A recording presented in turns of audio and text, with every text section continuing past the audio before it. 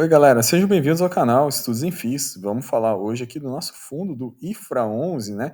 Fundo aí que tem um histórico de 4 anos de negociação na B3, está entre os mais antigos da B3.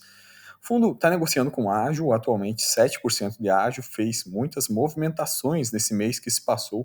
Vamos entender um pouco desse contexto das movimentações. Vou fechar a tela aqui, vamos mergulhar nesse relatório de dezembro. Então, vamos direto à rentabilidade. Veja, vou contar uma historinha aqui, né? No início do ano, janeiro, fevereiro e março, no evento de estresse do mercado, Light Americanas, né? Esse fundo pagou menos, né? Acabou pagando aqui até um rendimento de 0,6, 0,8, 0,97, rendimento mensal aí mais baixo. Isso resultou em cotas bastante amassadas lá naquele início de ano, né? Chegou a R$ 94 por cota, né? Quem comprou nessa época comprou um ótimo dividend yield on cost, né? Depois disso, o fundo estabilizou aí na faixa de R$ 104, R$ 105 reais, né? E recentemente a gente tem visto esse rally, né, dos fundos, mas o infra, o IFRA 11, ele tem destoado dos demais fundos, tem subido muito mais que a média de mercado, né? Então esse fundo hoje está negociando a R$ 112,5 reais, o patrimonial dele segue nessa faixa de 105. Com isso, a gente calcula um ágio de 7% atual. No fechamento de dezembro, esse ágio estava em 4%, já não está mais, né? O fundo pagou, nesse último mês, o equivalente a R$ 1,10, que dá 1,06%, ou anualizado 13,54% de dividend yield para os cotistas, né? Quando a gente avalia essa questão de rentabilidade global do fundo, é bastante favorecido pela cota mercado, né? Se você olhar a cota patrimonial, esse fundo teve uma rentabilidade total, né? Ou seja, avanço da cota patrimonial mais dividendos, ele teve quase 17% de rentabilidade total. Quando a gente olha a cota mercado, esse fundo aqui ele conseguiu entregar o equivalente a 23,4%. Por quê? Pela valorização que a gente tem visto bastante pronunciada dessa cota a mercado. Então o fundo aí está com uma força compradora muito grande, bastante disputado, é um fundo bastante antigo, tem um histórico aqui dos 4 anos de distribuições dele, sempre ganhando, né, dos equivalentes das referências dele, basicamente do IMAB, né? E o fundo, sim, eventualmente ele faz trabalho de gestão ativa, né? Ele não conseguiria, certamente, ter entregado esse valor aqui, olha só, o fundo entregou 55%, né, dos últimos 4 anos. Se a gente fizer a conta, isso aí dá quase, né, 14% ao ano. Certamente o fundo não teria entregado, né, esse equivalente, essa rentabilidade tão boa, que equivale a um IMAB mais 4,5 ou a um CDI mais 3,4 nesse período se não tivesse feito vertente de gestão ativa. Então, esse fundo, se a gente buscar no histórico dos 4 anos dele, ele faz sim gestão ativa, só que não é tão pronunciado como, por exemplo, um CPTI, né? Então, assim, não é a mesma cara, a mesma característica do fundo. Então, o fundo nos declara que ele trabalha com gestão ativa em parte da carteira, né? Onde ele faz uma reciclagem de papéis para fazer ganho de capital, compressão de spread, né? Enfim.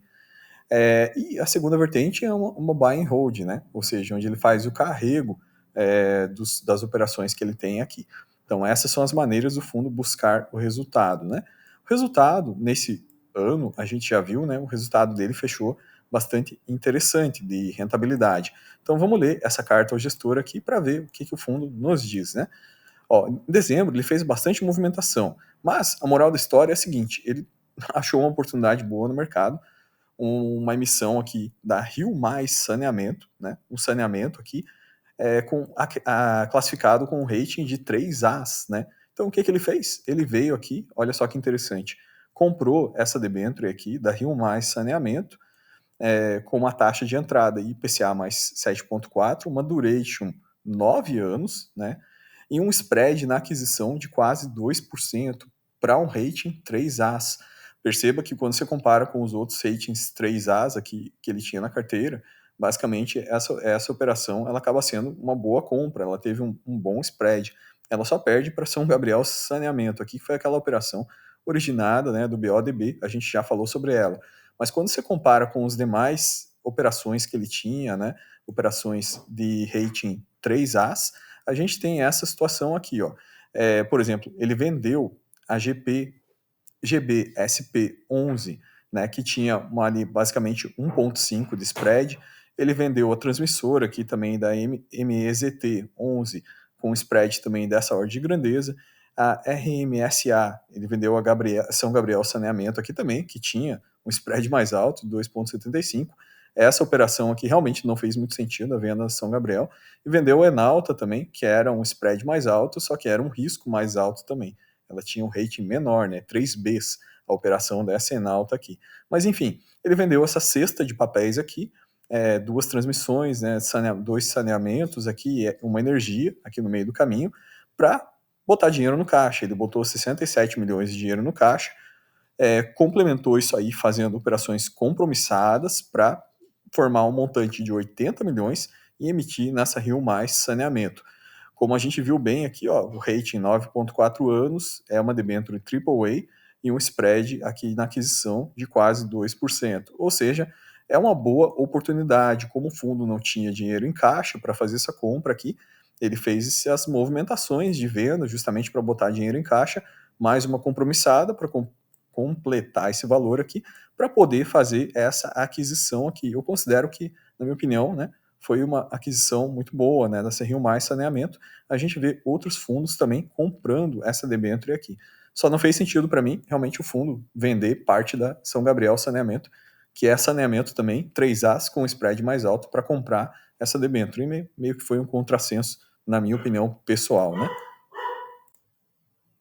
Bom, com relação à distribuição de rendimentos, já falamos aqui, o fundo pagou 1,10 por cota, que dá 13,6%, mas quando a gente avalia no ano, né, esse fundo aqui ele pagou 12,5%, basicamente em 2023. Quando a gente avalia os 4 anos, ele pagou 54,9%, 55%, que dá uma média aí de 13,75% nos 4 anos de vida dele. Claro, períodos diferentes, né? Ele teve operações, na verdade, momentos que ele conseguiu capturar bastante ganho, né? Foi lá o caso de 2020, né? Mas enfim, no geral, na média, o fundo tem nos entregado muito bem. Bom, geral do fundo era isso aqui, né? O que a gente tinha para falar. Vamos dar uma olhada aqui na carteira. Então a gente falou muito sobre essas movimentações dele, né? O que fez sentido, o que não fez. No geral, foi uma boa compra, né? Só reforçando que eu acho que não fez muito sentido realmente se desfazer de parte da posição da São Gabriel de Saneamento, que era 3As também, tinha um spread mais alto. Mas enfim, no contexto aí dessa aquisição, foi uma aquisição interessante, né?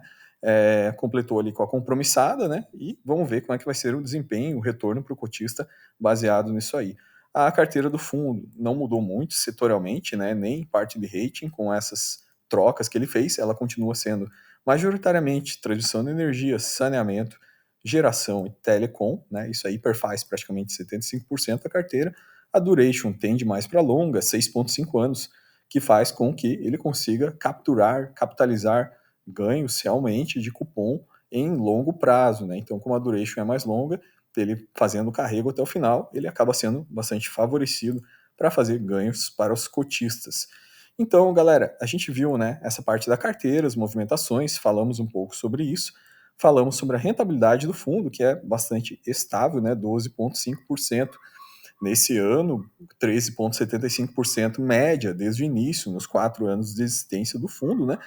E falamos sobre esse aspecto de valorização do fundo, que está bastante cotado no mercado secundário.